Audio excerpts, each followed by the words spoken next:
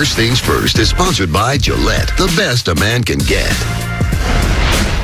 Good morning, everyone. Welcome to First Things First. I'm Jenna Wolf. That is the Hall of Famer Chris Carter. This right here is Nick Wright. We want to thank you all for spending your Memorial Day with us as Fox Sports honors this important day of remembrance. We got a lot to get to over the course of the next 3 hours this morning.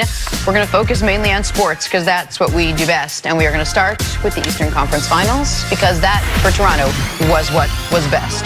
It was a Saturday night to remember for Canada. Bucks Raptors Game 6. Kawhi Leonard fully justifying his trade to Toronto last year, posterizing Giannis to cap off a 26-3 run by the Raptors. Kawhi Leonard finishing off with 27 points, 17 rebounds, 7 assists, and a series win and a trip to the finals. Bucks are going home after losing 4 in a row. Raptors advance to their first ever NBA Finals, where they will face the Golden State Warriors. Here's Kawhi after the historic performance. It's great. I worked so hard to get to this point with the season I had last year. Just always betting on myself and knowing what just knowing what I feel and, what's right for me. I don't really judge my, game like that. I'm more of a team aspect, see what my team is doing. Just want to win. I don't care about being the best player. I want to be the best team. I always said that. And, just before the season when we made the trade, Masai felt that way about me. He told me how he felt and why he made the trade. And, it's turning out. It's turning out well now. I mean, we're in the finals and we're not done yet. Kawhi is like, I don't know how many more good things I can say about him, right? I mean, he's just so good. And again, I'm seeing a level of competitive greatness out of him. I mean, it's just his willing us to win and him grabbing those rebounds and willing those shots in almost, it seems like, and going down and locking up somebody and taking the ball from them. It's what it is. It's great competitive desire. It's taken a long time to get here in my career, 13 years, 7 years here.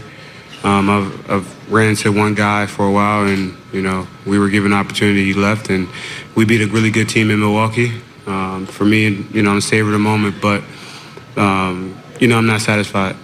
All right, CC, what a turnaround for this Raptors team in this series against Milwaukee. How did they do it? How did the Raptors come back from being down 0-2 in the series and then winning? Well, it's easy to say Kawhi. It's easy to just talk about him and his dominance on the offense and defensive end. But collectively, you can talk about all the guys that were there in the press conference. I believe that the coach did a tremendous job keeping faith in his team, especially in players like Powell and Van Fleet, Norman Powell and Van Fleet. Van Fleet was playing awful, but he caught fire, but the coaching staff continued to play them. Compared to, on the other side, Coach Bud, Mirotic. He benches him game number 5 after he had struggled in the previous series. So how is the team going to duplicate what they did in Milwaukee, what they did in the regular season, in the postseason? They weren't able to do it. And from a defensive standpoint, people won't want to talk about it, but Toronto was the better defensive team. I thought they were in the Final Four. They were the best defensive team. The stats would say that the Bucks were. But the Bucks' inability to be able to guard the three-point line, that didn't hinder them during the regular season. It did come back to be able to bite them. The weakness in their defense, because they led the NBA in defense. In the playoffs, it's a different story. Toronto became far more physical. Their role players hit more shots. Bench scoring, first 3 games of the series.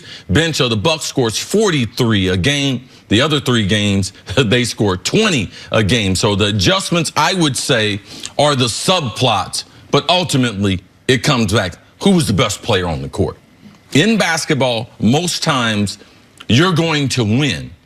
In the game that's played on 94-foot court, the guy that's the best player, because he's playing both ends of it, Kawhi Leonard was the best player in this series. And that's what Kyle Lowry alluded to. He said, we kept running into one guy. You kept running into a team where you didn't have the best player on the court.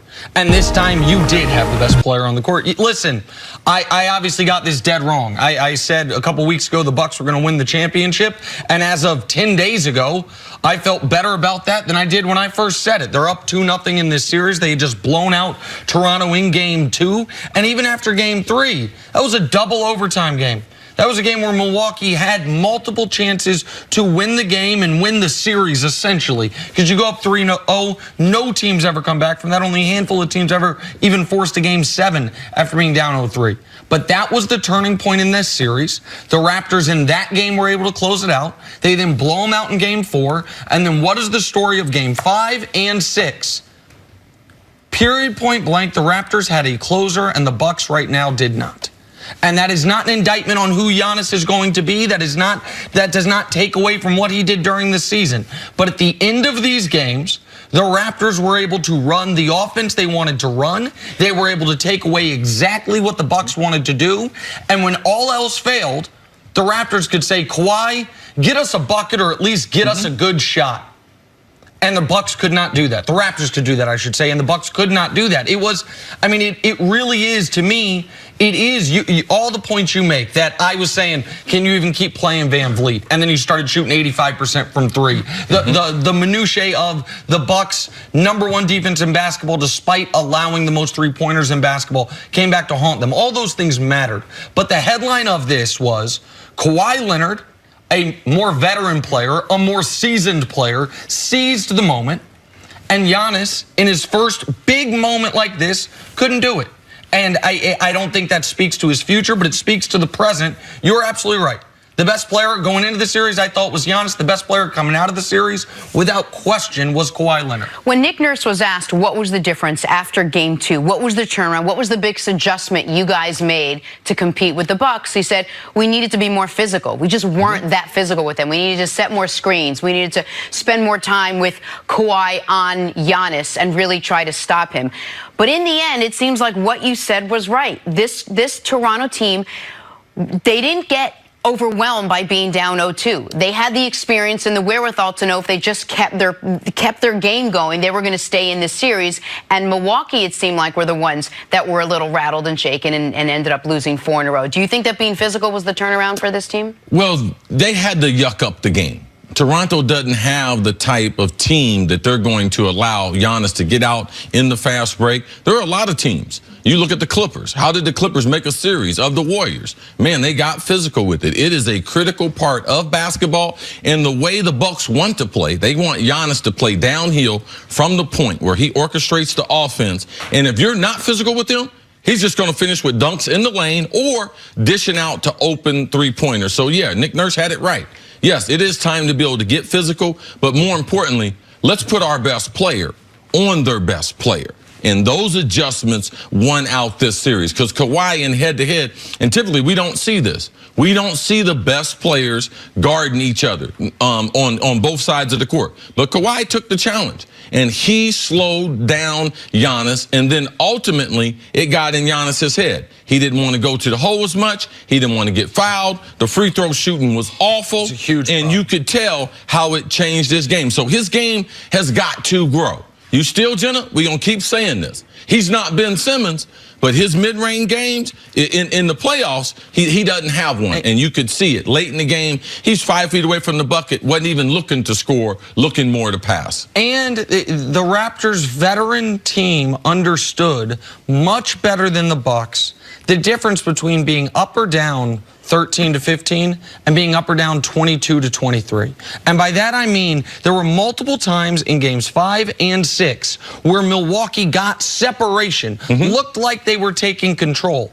And that is where a veteran team in the moment, a special team, not just veteran team, for sure, a team that's going to have a special season. What they do is they step on your throat. They turn 14 into 24, and it's over. And on the flip side, where a veteran or a potential special team recognizes these next 5 possessions are the biggest possessions of our season, certainly of the game. We cannot let 14 turn into 24. So what did we see at the end of third quarter of game 6? With 2.5 minutes left, Milwaukee's up 15 points. At the end of the quarter, it's only 5 because Toronto bared down as part of a 26-3 run that flipped the entire game. Milwaukee was not equipped for the moment. It's wildly disappointing for them, but credit to the Raptors for the greatest moment in the history of their franchise. All right, time now for Put a Grid on It, sponsored by CarMax. So Kawhi's masterful playoff run continued on Saturday. The Claw finishing 27-17-7 to advance the Raptors to the first ever NBA Finals. See, put a grade on Kawhi's performance on Saturday. I don't know what else you can get in the class. I mean, he gets it all. A+, he was outstanding. The defense part of it was amazing to see. And since game 3, earlier in the game, he was never 100%. He had a little tendonitis in his left knee. Then the right injury from what happened in San Antonio began to bother him a little bit. So A+ for Kawhi. Has to be an A+. And through 3 rounds of the playoffs, I think everyone would agree, Kawhi has been the best player in the league these playoffs. So Kawhi gets an A+. He was spectacular. Raptors going for the finals for the first time in their 24-year history. They'll face the Warriors. We will talk much more about this. But coming up, what made the Greek Freak storm out of his post-game press conference? That's next on FS1. You can always check us out on the Fox Sports channel on SiriusXM. We will be right back.